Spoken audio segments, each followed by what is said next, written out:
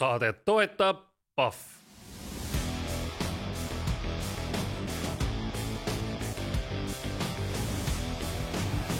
Pressisektor. Tere, alustab Postimehe spordisaade Pressisektor. Nagu ikka, oleme eetris esmaspäeviti, et rääkida Eesti ja maailma tippspordis toimunud tähtsamatest sündmustest.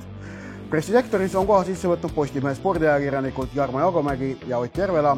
Meil on täna 50. saade, pidu ei ole, aga saade on. Staar.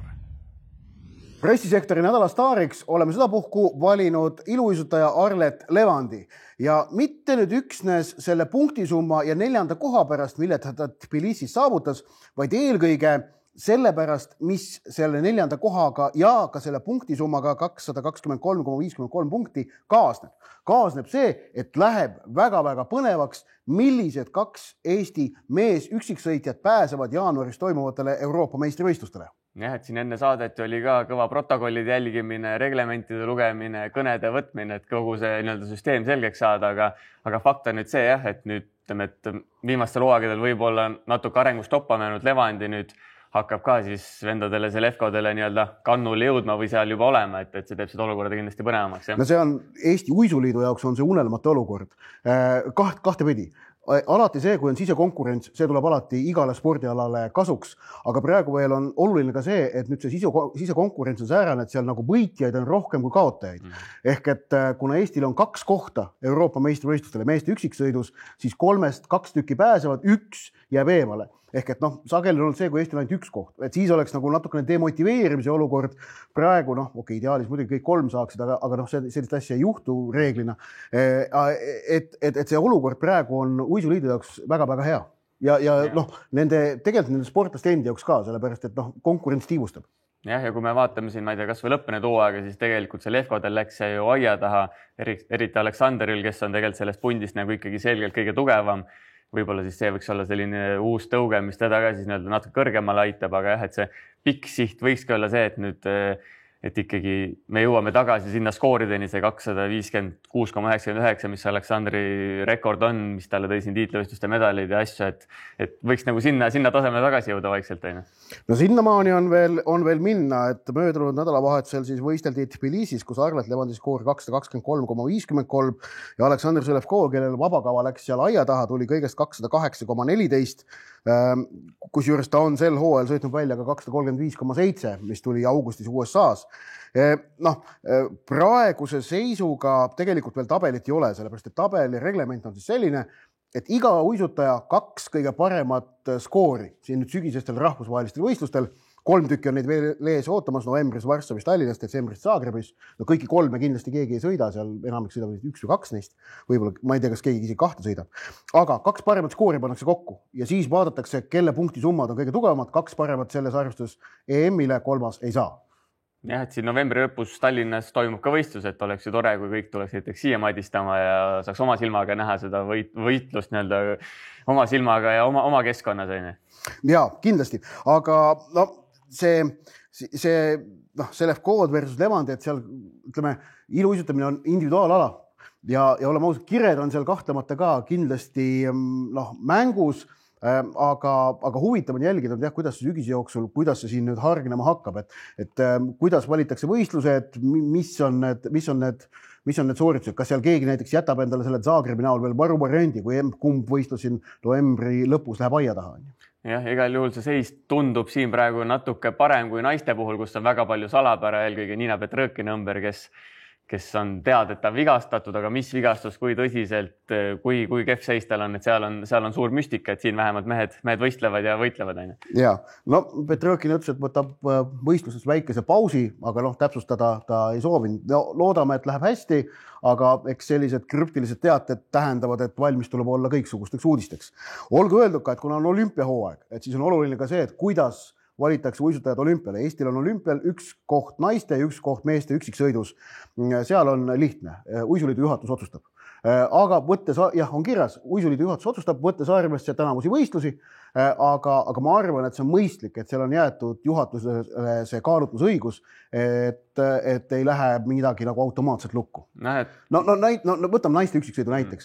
Et kui Nina Petrõkina on praegu vigastatud, tuleb tagasi teeb äkki ta ei saa Euroopa meistrivõistlustel veel sõita, aga on mingid muud märgid, mis viitavad, et ta on ikkagi korralikku vormi tõusmas, siis vaadates praegu ülejäänud naiste taset ju, Petrõkin on teistest selgelt nagu klass kõrgemal, ta on valitsev Euroopa meister, et on mõistlik tema saata olümpiale ikkagi. Vaata tegelikult mõlemal puhul nii, et tegelikult Aleksandr Zelevko ja Nina Petrõkin on ikkagi teistest üle, kui siin ei juhtu nagu mingit imet või mingit laias plaanis.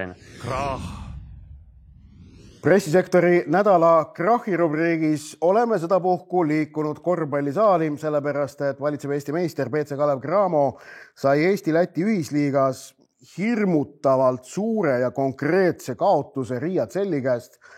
Kodusaalis Läti klubiga mängiti, sama klubi, kellele ju eelmisel aastal poolfinaalis kaotati. Just väga valusal moel. Ja nüüd siis kodus esimene veerand 16-35, vaheajaks, suureks vahejaks 35-61, paremaks ei läinud, lõpuks 72-100. Et väga ehmatav olukord pluss võtmemängija vigastus. Jah, et kui mõnikord öeldakse, et võib-olla see lõppseis ei peegelda nagu mängupilti või midagi, siis sel õhtul oli see ikkagi nagu väga konkreetselt, see vahe oligi 30 punkti ja võib-olla isegi natuke enam, sellepärast et Kalev Cramo sisuliselt kaitset ei mänginud või vähemalt seal ei saadud hakkama, et okei, see Tommy Rutherfordi keskmängija vigastus oli kindlasti väga ränk, nagu Indrek Reinbok peatreener kirjeldas ka, lõi meeskonda rivist välja, eelmise päeval juhtus, aga nagu mõnikord sellest tullakse justkui nagu tugevamalt välja, sellest ma ei tea, saadaks hindu juurde, aga see Kalev Cramo üldpilt oli ikkagi väga ehmatav, nagu sa ütlesid ka, et siin, ma ei tea, hooajaeelsed mängud, ma ei tea, Leedu turniir võideti Rilski sportisti seal meistrite liigas, aga pärast seda on nagu hakanud asjad allamäge minema ja ütleme nii, et see on nagu natuke isegi seletamatu, miks see nii on läinud, et esimesed märgid ei olnud nagu nii hullud. Tõsi, mängiti võib-olla natuke paremini, kui see nii-öelda paberil nimekiri tundus, aga et see nii kehvaks võib pöörata, oli raske uskuda, et üks asi oli see sellimäng, aga tegelikult Tartuga hakkas asi juba seal eelmisel nädalal või üle-eelmisel nädalal pihta, et midagi on seal satsis nagu mäda ikkagi. See Tartu mäng oli selline esimene alarm tegelikult ju on ju, aga nüüd see Rutherfordi vigastus, räägime sellest ka, et kui oluline roll talle Cramos teoorias oli ette nähtud, nüüd seda rolli ei ole, sest et tuleb välja, et ilmselt mitu kuud väljas on. No ta on kindlasti üks võistkonna või oli võistkonna üks paremaid mängijaid ja ilmselt kas kõige kallim või üks kallimaid legionäre või üldse mängijaid kogu satsis, et esikolmikus kindlasti. Tema oli siis üks nendest välismaalastest, ameeriklastest, kes siis ei olnud nii-öelda esimese aasta mees, ta on siin mänginud Euroopas erinevates satsides. Tal oli väga oluline roll nii kaitses kui ka rünnakul. Ja nüüd ütleme nii, et see seis on ikkagi väga habras, et Kalev Cramo kaitsemäng tekitas küsimärke või selliseid kahtlusi juba enne, aga nüüd kui Rutherford väljas on, siis see seis näeb veel kehvem välja ja olgem ausad, seda sai juba siin Kalevi spordihallis mõned päevad tagasi näha ka, et kui nüüd Kalev homme õhtul hakkab Baku poole sõitma ja jõuab siin ülehomme hommikul kohale, siis seal mängitakse järjest 2 Aserbaidžaani klubiga, et enne seda tundub seis ikkagi päris hirmutav, jah. Rutherford, ma saan aru, oli selline circa 30 minuti mees, oleks ta pidanud olema? No teoorias küll, jah, et Cameron Tong on siis teine tsenter, tema mõnes mängus ei mängi üldse, Selli vastu tema oli üks väheseid, võib-olla isegi õnnestujaid, et see on nagu mingi positiivne värk, aga ütleme nii, et päris palju oli ikka tema ümber ehitatud seda asja, jah, et ma ei tea, kas ja kuidas teda nüüd asendatakse, aga selles mõttes kuidagi ilmselt tuleks asendust leida, sellepärast et Kalev Cramol on nagu nii juba selle 5 välismängija siis limiit või nii-öelda ületatud. 5. mängijast alates tuleb litsentsitasu maksta 7000 €, et see on nüüd, see koht on justkui olemas, et neil ei ole mõtet seda nagu tühjaks jätta, kui saab keda asemele tuua. Okay. Aga nüüd ma hakkan meenutama, mul tunne, et naljalt ei meenugi ühtegi hooaega, kui Kalev Cramol poleks mingit suurt vigastusprobleemi olnud. Ja ikka alati tuleb, jah. No see vist on jällegi paratamatu, aga täpselt eelmine aastal ka ju oli võistkonna võtmemängijaga. Nimi ei tule meelde, sul kindlasti. Kasper Suurorg oli talvel. See välismaalane. Jah, see Arik Schmidt oli veel enne hooaega täpselt ka. Et jah, neid asju ikka juhtub, jah. Eelmisel kevadel tõdesime kurvalt, et Eesti-Läti ühisliiga sõelmängudele pääsesid ainult 2 Eesti klubi, Kalev Cramo ja Tartu Ülikool. Toona 8 parema sekka. Ma vaatan praegu, kuidas hooaeg on alanud. 13 mängu Eesti ja Läti klubide omavahel peetud ja Eestil on sealt 4 võitu kirjas. Neist 2 on Läti ülikooli üle. Okei, võtame teiselt poolt.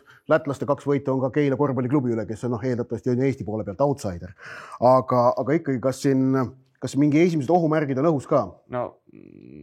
TalTechi ainult kaotused kirjas. Üks hea sõber, kes jälgib korvpalli päris tihedalt, ütles siin mingi mänguarjal päris tabavalt, et praegu paistab seis umbes selline, et paneme 2 Eesti klubi mängima, ikka Eesti klubi kaotab. Et see on natuke küll selline naljaga pooleks, aga ütleme nii, et see seis ei ole nagu üldse mitte ilus jah, et ainuke, keda saab praegu Eesti-Läti liiga kontekstis positiivselt välja tuua on Tartu, kes on tegelikult nagu ma ei tea, viltuselt natuke komplekteeritud, endiselt veel pooliku koosseisuga, aga neil on 4 võitu, Ventspils saadi võõrsil kätte, mis on ülikõva saavutus näiteks, aga Tartu ongi ainuke selline päikesekiir praegu, et ma ei tea, mida need TalTech ja Pärnu nagu siis, kas nad kosuvad, millal nad kosuvad, et tegelikult nemad on nagu korralik komplekteeritud, nad peaks ka seal kõrges mängus olema, aga see esimene pilt koos nende eurosarja mängudega on ikkagi väga-väga kole. Jah, et kui jättagi kõrvale need 2 võitu Läti ülikooli üle, siis ainukene Eesti sats, kes mõnda muud Läti satsi võitnud, ongi Tartu, kel on 2 võitu kirjas muude Läti satside üle ja Kuusmaa meeskond on praegu alustanud hästi. Nii et mure on õhus tegelikult. No ega siin praegu midagi särada ei ole, et kui me siin ütleme, välismaal mängivad eestlaste üle saame päris palju rõõmustada. Eelmine nädal rääkisime, eelmine nädal oli ka palju häid mänge, siis klubi kossus on praegu üsna mustad pilved õhus. Tähtis teema. Oleme saabunud A. Le Coq Arenale meie stuudios siis, sellepärast, et nüüd räägime jalgpallist. Eesti meeste jalgpallikoondis mängis laupäeval 4-kordse maailmameistri Itaaliaga ning seekord läks nii, et 5-kordne Baltimaade meister või Balti karikavõitja Eesti ei saanud Itaaliale vastu 4-kordsele maailmameistrile. Kaotas 1-3. Skoor oli väga kummaline mäng oli, nagu Karol Mets pärast mängu tõdes, et oli 2 erinevat mängu. Et esimene ja teine poolaeg oli 2 erinevat mängu. No, võrreldes võõrsil kohtumisega nagu natukene vastupidine, et alguses jäädi pigem nagu surve alla, teine poolaeg mängiti, Itaalias oli ju teistpidi, et alguses peeti vastu ja lõpus jäädi trammi alla, aga jah, et ma ei tea, see resümee vist on nagu lihtne, et häbisse ju ei jäädud, lõpuks oli täitsa okei, aga nagu sellega pole lõpuks nagu väga palju peale hakata võib-olla. Peale hakata konkreetsel päeval tõesti ei ole. Kaotus on kaotus ja ilusad kaotused, ma ei saanud öelda, et neid absoluutselt ei ole. Et väikestel riikidel spordis võistkonnadel mingid ilusad kaotused, kuskil see mingi väike ruum on, aga see on küll kuidagi nagu ilus kaotus ei olnud, et ilus kaotus on Hollandile 2-4, et klassikaline näide, et see oli ilus kaotus. Aga et mida sellega nüüd peale hakata, siis Jürgen Henn sõnastas enne nüüd seda oktoobrikuu kogunemist või koondise hakanud ju eesmärgi, parandada oma mängu igas mõttes võrreldes siis septembriga, kus kaotati Itaalial 0-5 ja tehti Andorraga 0-0. No ma julgen öelda, et väikene edasiminek see nüüd oli. Ja eriti just see teine poolaeg, kus ja mulle, ütleme, kui vaadata seda klaas pooltäis niimoodi perspektiivist, siis just ka see, et kuidas tegelikult teiseks poolaeg suudeti mäng ümber korraldada ja reageerida probleemidele, mis esimesel poolel ilmnesid, eelkõige siis Itaalia need positsiooni vahetused selle Eesti kaitseliini vahel, mindi üle 5 selle liinile, mis aitas nendega veidikene paremini hakkama saada. Et see oli nagu positiivne, ka ütleme, palliga mäng oli teisel poolel rohkem, palli valdamisprotsent oli selgelt suurem teisel poolel Eestil kui esimesel. Jah, lõpuks ütleme nii, et värava puhul oli õnne, aga ma seal ütlen ka nüüd niimoodi, et seal oli ka ikkagi väga palju seda kogemust, mida Rauno Sappilinil on. Et ega sellise väravat tuleb ka ära lüüa, mida väravaht Donnarumma seal pakkus. See on see vana hea ründaja nina, millest palju räägitakse, aga jah, kui avapoolaga meenutada, siis kogu aeg justkui tundus, et nagu Itaalias oleks 1-2 või 3 tükki rohkem väljakul kui eestlasi, isegi nagu Eesti kastis oli nagu itaallastel ülekaal, võtame kas või vist oli teise värava olukord, kus seal tagapostis oli täitsa üksi mees aga räägi siis nagu natuke lihtsas keeles ka lahti, et mis siis sellega muutus, kui Eesti läks siis 5 kaitse peal üle, et siis asi läks kohe nagu ilusamaks ja enam ei tundnud nii suurt ülekaalus oli itaallastel. Mõneti kummaline on ju, et 5-meheline kaitseliin oli lahendus, sellepärast tuletan meelde, et Toomas Häberli ametiaega, kus sellest 5-mehelisest kaitseliinist sai tegelikult selline sõimusõna, peaaegu samasugune sõimusõna nagu kunagi ammu 2007. aastal oli Viggo Jenseni romb, mida ta keskväljal mängis ja mis oli sõimusõna sellepärast, et toonased Eesti koondised ei saanud väga selle rombi mõttest aru ja toona oli see, et peatreeneri ja mängijate ideed ei klappinud. Lõpuks oli sama häda ka tegelikult Häberli 5 liini puhul, et need ideed, mida treener andis, ei kippunud väljakul realiseeruma. Ma ei tea, kas oli mingisugune mälu sellest, et mis Häberli ajal selle 5 liiniga läks valesti, võib-olla oli seda natukene, aga eelkõige paistab, et ikkagi Jürgen Henn, Joel Hindermitte said meeskonna instrueerimisega ja Arno Paipers ka kindlasti on seal oma osa annab, et tema ei ole uurinud, ei tea, kas Henn tahab rääkida, aga et ma arvan, et Pipersil võis seal ka mingisugune nii-öelda sisend olla. Et nad suutsid selle võistkonna kuidagi ümber häälestada ja seda 5 liini mängiti hoolikalt, mängiti targalt, tehti sealt ütleme, optimaalseid väljaasteid, mitte liiga palju, mitte liiga vähe ja seeläbi oldi itaalaste jaoks lihtsalt ebamugavam. Tõsi, eks muidugi mänguseis ka nüüd mõjutas, et Itaalial oli 2-0 käes, nad enam tohutut pingutamise vajadust ei tundnud, sest oleme ausad, kui Itaalias, Bergamos, nad veel lootsid, et neil õnnestub alagrupp võita ja neil oli selle jaoks vaja lüüa palju väravaid. Aga siis samal õhtul Norra pani toona septembris või paar päeva hiljem pani Moldoval 11-1 selle peale. Mis tähendab nüüd seda, et Itaalial tegelikult alagrupi võitmiseks ainukene variant nüüd on see, et Eesti peab Oslos Norralt punkte võtma ja siis Itaalia peab kõik ülemängud võitma. Sel juhul nad lähevad Norrast punktidega mööda. Kui nad niisama Norrat viimases omavahelises võidavad, nad peaksid võitma Norrat mingi seal 7 väravaga, et väravate vahe enda kasuks pöörata. Sest et MM valiksarjas loeb üldine väravate vahe. Ehk et point on see, et 2-0 peal, mul on tunne, et teisel poolel Itaalia hakkas äkki natukene mõtlema teisipäevasele mängule Iisraeliga või Gattuso seal äkki mingite käikudega. Aga samas oli ka selge see, et Eesti muutus nagu kuidagi tundis ennast mugavamalt. Sai mingist krambist lahti, nagu Karol Mets ka ütles. Ja et kui nüüd suudaks seda mängu, mida laupäeval teisel poolel näidati, mängida läbi 90 minuti nende endast tugevamate vastu, siis oleks olukord päris hea. Selles valiksarjas seni on nüüd 5 võimalust olnud endast tugevamate vastu. 2 mängu Iisraeliga, 2 Itaaliaga, 1 Norraga. Ühe korra tuli välja enam-vähem Norra vastu kodus. Siis oli tegelikult läbivalt hea esitus. Iisraeli vastu olid head poolejad või head episoodid, aga mõlemad mängud kaotati ikkagi. Korra Häberli teid mängu, siis ma meenus ka kuskilt Kuklasaгаrast, et ma olen kuulnud, et selle 5. liini puhul üldse tema taktika puhul oli vist see ka, et nagu neid juhiseid oli jube palju, mõned asjad olid jube keerulised ka ja natuke pandi võib-olla üle selle nii-öelda taktikalise poolega ja kogu selle nii-öelda teoreetilise infoga, et kas võib-olla see Hennu koondis on ka natuke võib-olla, ma ei tea, lihtsakoelisem ja siis ka lihtsasti teostatavam oma plaanis võib-olla. Seal kindlasti on veel ka sõnumid selgemad, sellepärast, et kõik räägivad oma emakeeles. On ju. Et Häberlil inglise keel oli tema number 3 keel. Ta on ju saksakeelne ja esimene võõrkeel oli prantsuse. Et seal võis ka midagi minna nii-öelda tõlkes kaduma toona, aga praegu selge on ka see, et võistkond on totaalselt on ju peatreeneri selja taga, et seal nagu mingit kahtlust ei ole, aga see reaktsioon, kui mängu käigus suudetakse reageerida positiivselt, see on tegelikult hea märk võistkonna sisesest skeemist. Aga nüüd, kuhu ma tahan jõuda sellega, et teine poolega oli samm edasi, on see, et nüüd teisipäeval homme on vaja teha uus samm edasi. Ehk et kodumäng Moldovaga, seal on vaja punkti või punkte. Mina viiki Moldova vastu nüüd, kui see peaks tulema, siis sellega tegelikult tagatakse ära endale valikgrupi 4. koht, mis on korralik tulemuse ärategemine. Et muidugi tahaks võitu, aga viiki oleks midagi hullu.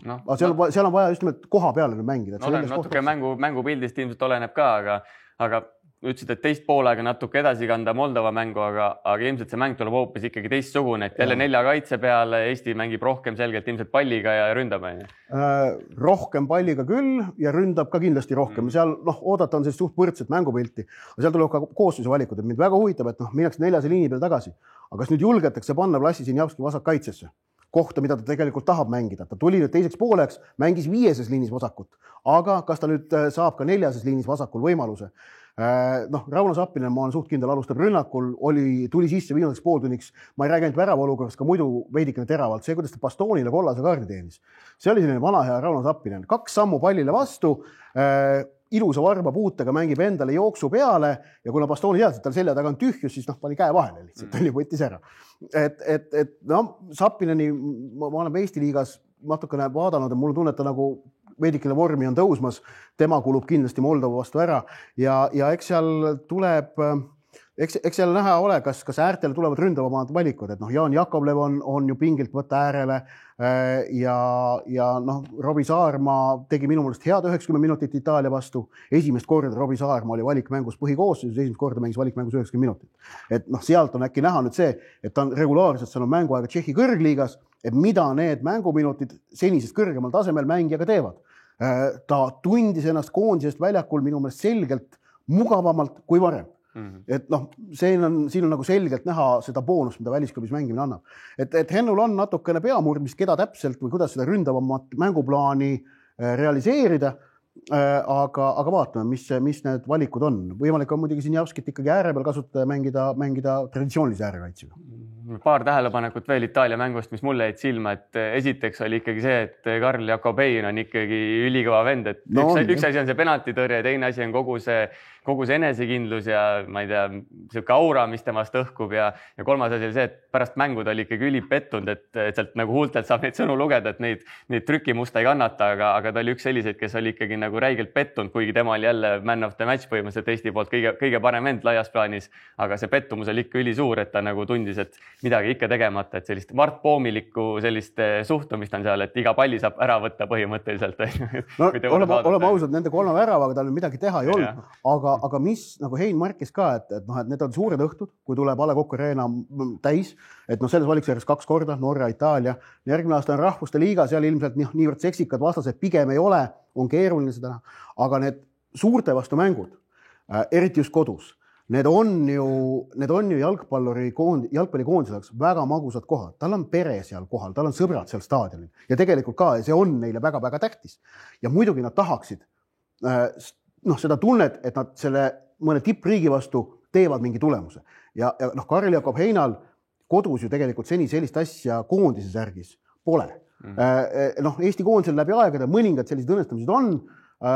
Heina senine koondise parim tulemus on 0-0 Viik Walesiga võõrsil, mis oli, kus ta tegi supermängu ka, aga see oli juba mõned aastad tagasi. Nad näha on, et see meeskond januneb sellise koduväljakul suure õnnestumise järele. Moldova teisipäeval pakub varianti, aga see ei ole see suur õnnestumine. Siis tuleb seda uut võimalust jällegi oodata, et sealt tuli see pettumus, aga mis seda aurat puudutab siis absoluutselt ja vaata, kuidas jalgpallur suudab seda aurat ise oma tegudega mängu ajal juurde tekitada. Teisel poolel üks hetk, mis mul silma jäi, kas see oli Peetson või Pascocci, keegi mängis sellise suht keerulise tagasisöödu Heinale. Itaalia ründaja Pisteli Esposito tuli talle survet panema ja Hein täiesti nagu tüünilt ja külmalt ühe puutega liikuvat palli, selline kõrge sööt veel nagu õhust antud sööt, mängis palli edasi, oli vist vasakul pool, kas Metsale või Kuusele ja ülirahulikult teeb selle asja ära. See on tegelikult tehniliselt keeruline element, aga tegi ära. Ja vaata, sellise asjaga sa tekitad ka seda aurat endale väljakul, et nii vastase suhtes, et vastane saab aru, selline klass on vastas ja enda mehed saavad ka aru, et meil on selline klass seal taga. Nad teavad seda. Ja siis muidugi Karol Metsa intervjuu ETV-le pärast mängu, et kui seal tuli vaikselt pisar silma, et see oli päris südamlik. Ja huvitav oli see, et vaata, Karol Mets 10,5 kuud polnud jalgpalli mänginud. Tuli väljakule ja tõi seda rahulikust väljakule kohe. Kuigi ja siis ta ise ütles ka hiljem, mis ta ütles, et teid petsin ära, aga ennast mitte. Mul tegelikult mingid asjad ikka olid pool sekundit, kuskil olid veits liiga hilja. Loogiline. Huvitav on nüüd, muidugi see on nüüd Jürgen Henneli suur mõttekoht, et kas Mets alustab teisipäeval või mitte või võetakse ettevaatlikult. Et seal selge on see, et... See vist ei ole päris ainult Hennu otsustada ka, et seal St. Pauliga ka mingid protokollid väidetavad siis. Ja kokkulepped. Ma arvan, et loogika ütleb, et kui nüüd mängis pool tundi, siis järgmises mängus võib mängida natukene rohkem, mitte 90, aga küsimus on see, kas poolaeg või 60 ja et kas siis vastavalt sellele, kas tuleb vahetusest või alustab põhikoosseisust. Kokkulepped on tehtud, aga tähendab, otsus on lõpuks Hennu teha, aga kokkulepped on tehtud ja neis muidugi peetakse kinni, et siin on olema ausad, siin ei ole mõistlik nagu jonnida või et kui oleks praegu mingi sõelmängu olukord, küll ta mängiks, aga praegu pole vaja. Tähtis teema.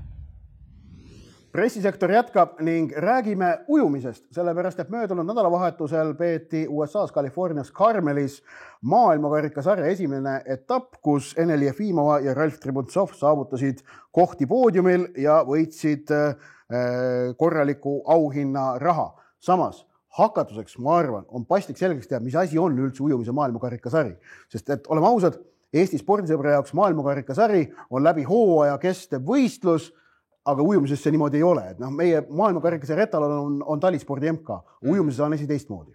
Praegu vist tehaksegi 3 võistlust seal USA's ja Kanadas ja sellega vist laias plaanis see MK hooaeg piirdubki ja ega seal mingi suurt prestiisi ei ole, aga aegadest ja nendest ütleme, liikumistest saab ikka nagu mingi aimdus ette. Ja no, tegelikult on tegemist sellise sügisese lühiraja võistlustsükliga, mida jah, on tehtud juba nüüd paar hooaega. Eelmine hooaeg oli see MK-sari, võisteldi Aasias 3 võistlust järjest, nüüd tehakse Põhja-Ameerikas. Aga noh, et seda nimetatakse jah, maailmakarikasarjaks, World Cup on ju, noh, võiks seda nimetada midagi muud moodi ka, et ma ei tea, sügisklassik või mis iganes. Aga nimetatakse maailmakarikasarjaks aga Eneli Jefimova siis 50 meetri rinnulidistantsil esimene koht, isiklikust rekordis 23 sajandikku nõrgema tulemusega ja 100 meetris teine koht isiklikule rekordile jäi alla 0,14 ehk et ikkagi eriti 100 meetris isikliku rekordi lähedane tulemus. No see sõnum, mis tuli sealt USA ülikooli treenerilt ka oli see, et tegelikult anti kõvasti treeningul kuuma ja selle pealt ujuda väga nagu rekordile lähedased ajad, et see oli pigem hea näite ja hea märk, et see on kindlasti positiivne ja Jefimov ise ka oma nappides kommentaarides, aga jäi pigem ikkagi rahule, et siin ütleme see MM-i pettumus on selja taha jäetud, ega siin polnud ka aega põdeda, et nüüd tuleb ju uut elu sisse elada seal USA-s. No jah, just nimelt, et tal on ju seal ülikooliga kohanemine, aga samal ajal on ka ikkagi võistlemine ja võistlusteks valmistumine ehk et noh, detsembris ootavad ikkagi lühiraja maailmameistrivõistlused või Euroopa meistrivõistlused Poola sees, mis tähendab, et noh, nendeks ta ju valmistub, aga tema siis jah, nüüd järgmist 2 nädalavahetust ei võistle, aga Ralf Tributsov jätkab, teeb terve selle Põhja-Ameerika tuuri kaasa ja noh, temalt ikkagi 2 Eesti rekordit nädalavahetusega ja see on äge värk. Jah, Tributsov on minu aastakäigu mees, 94 sünniaasta, pool aastat minust noorem, aga saab selles vanuses ka veel areneda ja mühinen edasi minna, et tean omast käest naljaga pooleks öeldes, aga jah, et Tributsovi teekond on nagu äge jälgida, jah, et ta siin ju mingid ajad tagasi juba loobus tippspordis, siis tuli tagasi, et vaikselt need tulemused kerivad sinna, et tema võib hakata päris kõrgele rühkima ka tiitlivõistluste kontekstis. Selili sprindis siis 22,91 andis kokkuvõttes teise koha talle ja 50 meetri kroolis tegi ka eelujumises Eesti rekordi 21,12. Seal finaalis oli aeg veits kehvem, koht 7. ja 100 meetri selili ujumises oli 6. koht ehk et ka 3 finaali sarnaselt Jefimovale ujus ka Ralf Tributsov ja olgu öeldud ka, et noh, selle MK-etapi üks selline põhilisi erinevusi, mis muude ujumisvõistlustega on ikkagi on täitsa normaalsed auhinnarahad. Aga seal arvestus käib mitte siis distantsipõhiselt, vaid pannakse ühel MK nädalavahetusel saavutatud tulemused koefitsiendi põhjal kokku ja pannakse pingiribda ehk et Jefimov oli etapil 9. ja Tributsov 18. Jah, aga ütleme nii, et praegu on kõige põnevam on siis jälgida seda, et kuidas need esimesed märgid sealt Jefimova sellest USA siis esimesest peatükist tulema hakkavad, et praegu ilmselt on nagu vara järeldada midagi, et ma ei tea, sotsiaalmeedias väike videoke oli, kuidas ta seal 5:30 ärkas hommikul nagu ikka toimetas Kujulas, jõusaalis tundusid igasugused kõrgtehnoloogilised abivahendid olevad, et selles osas paistab kõik paigas olevat, aga ütleme, et kogu see eluga kohanemine, sealse treening, tingimused ja olud, et see kõik võtab kindlasti harjumust ja ma arvan, et võib-olla see lühiraja EM annab nagu võib-olla mingisuguse parema pildi ette, aga see pole ka veel ilmselt selline lõplik tähis, millega nagu suuremaid järeldusi teha. Aga küll aga on lühiraja EM muutumas selles mõttes huvitavamaks nüüd Ralf Tributsovi läbi, et lisaks Eneli Jefimovale ja Gregor Tsirgile, kes tuleb seal tollel võistlusel ju sellist pikemalt, ütleme, võistluspausilt tagasi, et ta teeb siin vist ikka mõne väiksema võistluse küll ka enne, aga tiitlivõistlustel ta ju suvel ei ujunud. Et Ralf Tributsov on ilmselgelt selliste aegadega finaalikandidaat kindlasti EM-il. Ja kui finaalis juba oled, et siis saab edasi mõelda, aga see näitab ikkagi ka, tekitab sellise, annab talle kui sportlasele uue staatuse. Ma ütlen ka Eesti spordiavalikkuses, kui ta ujub ennast finaali. Jah, ja isegi siin, nagu sa ütlesid ka suur õnnestumise korral, miks mitte isegi seda poodiumit rünnata mingil distantsil. Pressisektor jätkab ning põhiteemaks on soomlane. Neljapäeval šokeeris Kalle Rovanpera ikkagi, oleme ausad, ralli üldsust. Tõsi, neid kõige suuremaid rallispetsialiste mitte, sest et see oli näha, et see oli ette kokku lepitud, kuna Dirtfishil oli tund pärast teate avalikuks tulemist juba intervjuu võtta, ehk et oli kokku lepitud, neljapäeva hommikul see teade tehakse. Aga tehtigi ja Rovanpera andis teada, et pärast seda hooaega temal autorallist aitab. Et 2 MM-tiitlit võitnud, võiks seda spordiala veel mingi 10 või 15 aastat palitseda, aga ei viitsi. Nojah, et tema on ikkagi selline mees, kes oleks võinud ütleme, motivatsiooni ja soovi korral selle Sebastian Loebi 9 meistritiitlit üle sõita, sest temal on kogu see pakett olemas. Aga jah, kui sisusse süübides, siis oskused on olemas, prestiiž on olemas, mis on tähtis, et nad töökohad saad, et ta võib endale ise töökoha valida, tal on olemas see tugivõrgustik tegelikult, kõik, mis vaja on olemas. Aga mees lihtsalt ei viitsi enam, sellepärast, et on tehtud ka seda ralli asja juba. See ongi täpselt sisusse süübides, et see ongi kahe otsaga asi, et ühest küljest nagu tuli šokina, teisalt nagu vaadates kogu tema selle hooaja kehakeelt, suhtumist, väljaütlemisi, mõeldes natuke tagasi paar aastat siin, kui ta võttis selle pooliku hooajas, siis nagu sellest vaatenurgast see nagu ei ole üllatav, et kogu aeg on tal mingisuguseid võbelusi ja selliseid, ma ei tea, mujale tõmbavaid mingeid magneteid olnud, et selles mõttes nagu mingis mõttes loogiline, aga mingis mõttes ikkagi nagu suur šokk ja veel enam, et tema mänedžer Timo Jõuhki rääkis mingi nädal enne seda, kui see uudis tuli, et tema ei näe küll ühtegi põhjust, miks Kalle Rovanpera ei peaks jätkama WRC sarjas, ma ei tea, see lepingu sõlmimine 8 aastaks paistab vormistamine ja nii edasi, aga seesama Timo Jõuhki intervjuu jälle näitas, kui nagu mõttetu on mingisugustest kommentaaridest järeldusi teha ralli maailmas, sest see on täiesti segane nagu maailm võrreldes teiste aladega ka, et seal nagu taustainfot nagu adekvaatselt liigub nagu ülivähe ikkagi, kui ei ole allkirju paberil, siis ei ole nagu midagi selge veel. Jah, aga meenutame Rovanpera karjääri autorallis. Esimese MM-etapi võitis 2021 Eestis, 2022 maailmameister, 2023 maailmameister, selle peale võttis vaheaasta, 2024 sõitis pooliku programmi, 7 rallit, millest võitis vist 4 ära. Mis 3 sõitis kraavi umbes. Ja siis tänavu on nüüd jälle ikkagi tiitlivõitluse sees, tõsi, pigem maailmameistriks ei tule, sest Evans ja Ogier on 20 punktiga ees, aga välistama ei hakkaks, et ta ikkagi on veel, Tänaku šansid on pigem on ikkagi teoreetilised, siis Rovanpera šansid on lihtsalt väikesed. Tal on põhimõtteliselt enda kätes, et võtta maksimumpunktid ja oled tipus, aga see oleks nagu kõva pantsi ja lõppu küll, kui ta veel maailmameistris ka tuleks, aga noorim rallivõitja, noorim maailmameister, 2-kordne maailmameister ja nii edasi, et selles mõttes ülikõva vend, samas tasub nagu meenutada ka, et tema on üks nendest, kes on ala mingi 5-aastasest saati juba autos istunud, ülipalju sõitnud, et see võib-olla ka tekitab mingit nagu tüdimust temas. Samas, ma ei tea, on ka neid... Ta ei ole tegelikult, ta on küll vanuse poolest noor, aga tegelikult ta ei ole noor rallisõitja.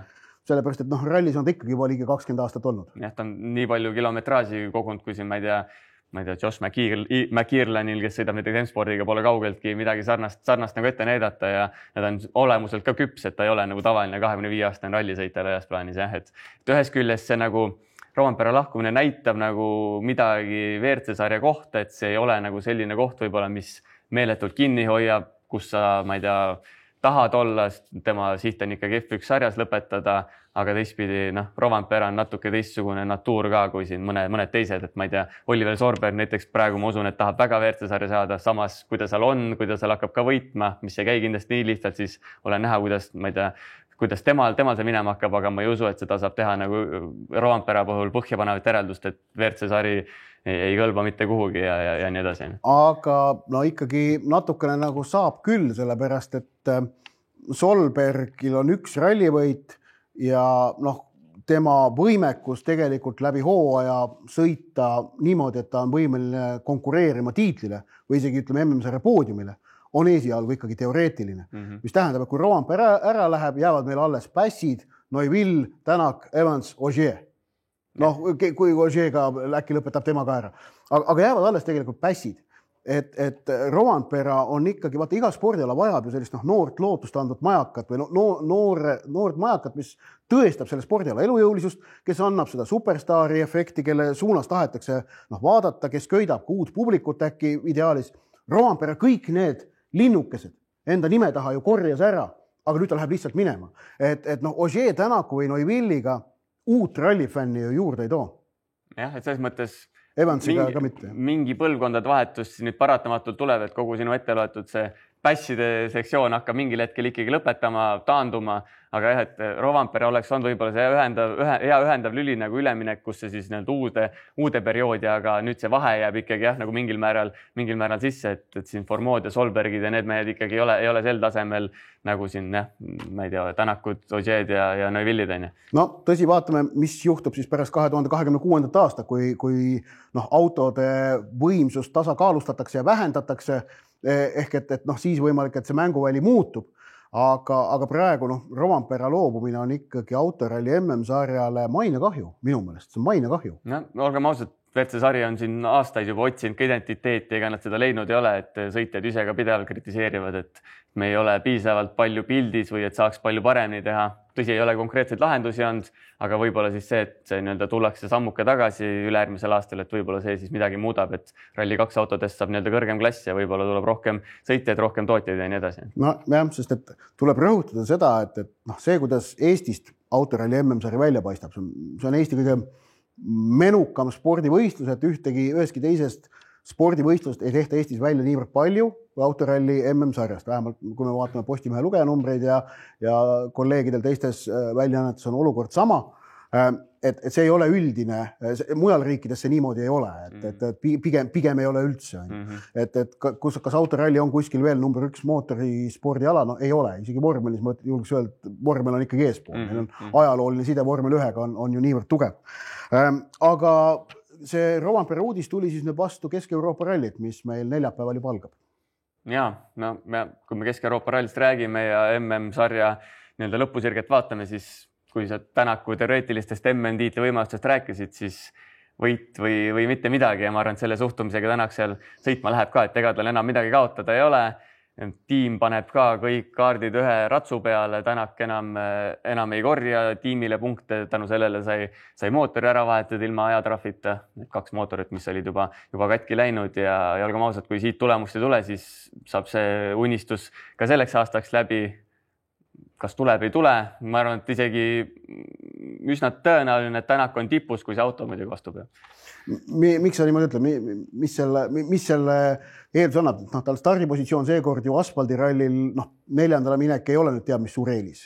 Eelis ei ole, aga ütleme nii, et võrreldes selle Kanaari saarte ralliga, kus Toyota lõi knockouti kogu Hyundai tiimi, seal oli 4-võit või oleks võinud ka 5-võit olla Kanaaridel, mis on siis senine ainuke selline puhas asfaldiralli, siis nüüd tal hoopis teistsugune võistlus, sest ma ei tea, vaatame kas ise aknast välja, et Kesk-Euroopas on samamoodi see asfalt mudane, vihma sajab, ma ei tea, rajale tuuakse igasugust sodi, et justkui esimestel startidel võiks olla eelis, samas kui hakkab vihma sadama, siis pead sealt ikkagi lükkama seda vett tee pealt ära, et seal hakkavad nii palju erinevad faktorid mängima ja võib-olla seal ütleme, Toyota triol on natuke kuklas ikkagi see, et kui mina nüüd rajalt välja sõidan, siis saab järgmine vend minust ette ja põhimõtteliselt võib minu tiitlimäng läbi olla. Tänakul teistpidi pole midagi kaotada. Eelmisel aastal ta võitis Kesk-Euroopa ralli. Ta erinevalt Formoost ja Neuvillist nüüd naasis ka vana auto seadistuse juurde, mis väidetavalt siis toimib vähemalt tema jaoks paremini, sellel on tasakaal parem ja kõik need muud jutud, mida saab siis nendes rasketes olus ära kasutada, et need märgid on justkui lubavad ja annaks lootust nagu unistada, aga jah, et seal võib mingil hetkel olla see, et kui väga hästi nagu välja ei tule, läheb see surumine nii-öelda üle piiri ja siis võib see avariiga üsna kergelt nagu sisse sattuda. Aga räägime siis tiitlivõitlusest ka, et ikkagi Ogier, jah? No kõik märgid nagu sinna suunas näitavad, et ei ole nagu põhjust arvata, miks peaks minema vastupidi, aga jah, et eelmise hooaja lõpp näitas ka, et Ogier on ka võimeline eksima. Vaatame, kas sel hooaja lõpus ka või mitte. Järgmine nädal oleme juba targemad. Nädala top. Ning nagu ikka kombeks, pressisektori saate lõpetuseks vaatame üle eeloleva nädala tähtsamad spordivõistlused. Nagu ennist märgitud, juba homme teisipäeva õhtul kell 19.00 maailmameistrivõistluste valikmäng jalgpallis Eesti-Moldova A. Le Coq Arenal. Pileteid on saada Tuldagu staadionile. Aga neljapäeval alustab Kalev Cramo siis oma tänavust eurosarja teekonda ja algab see Bakuus. Ja, siin sai kalendrit niimoodi ümber õnneks sätitud Kalevi Leeri ja koostöös siis FIBA ja vastastega ka, et Cramo lendab siin homme õhtul, hakkab Bakuusse lendama ja mängib neljapäeval ja teisipäeval kahe siis Aserbaidžaani satsiga ja siis tuleb sealt järgmine nädal tagasi ja vähemalt ühte võitu oleks sealt vaja, et hakata mingisugustest edasipääsu lootustest rääkima. Ja no sellega hoiab raha kokku ja aega kokku, et ei pea 2 korda Bakuusse lendamas, see käib veel Istanbuli kaudu ja võtab aega. Aga olgu öeldud ka, et FIBA Europe Cupil on siis 400 alagrupid, aga isegi teine koht tingimata ei taga edasi pääsu, vaid ainult 6 paremat teist kohta pääsevad edasi. Just, ja Tartu alustab ka siin nädala keskel mängudega. Neljapäeval algab ka siis Kesk-Euroopa ralli, seekord on ralli selline, kus juba neljapäeval on 2 päris pikka kiiruskatset ka, ehk et 4 võistluspäeva tegelikult, nii et kõik ralliblogi jälgijad, pange ennast valmis. Ja ujumise MK-sari jätkub nädalavahetusel samuti. Ja, loodame, et siis Tribuntsov äkki jälle mõne rekordi ümber ujub, aga nagu ennist mainisid ka, siis Tribuntsov nüüd järgmisel etapil võistleb ka Jefimov enam MK-l ei võistle. Ja Mark Lajalit on ka põhjust sel nädalal jälgida.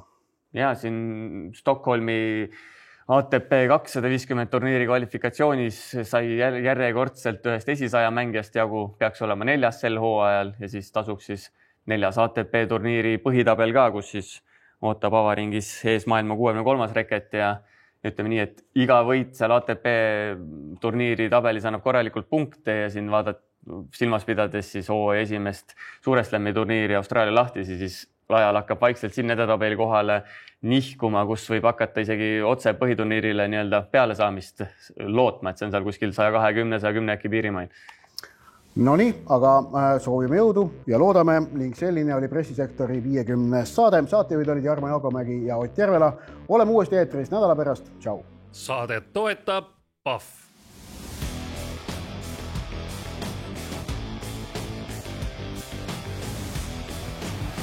Pressisektor.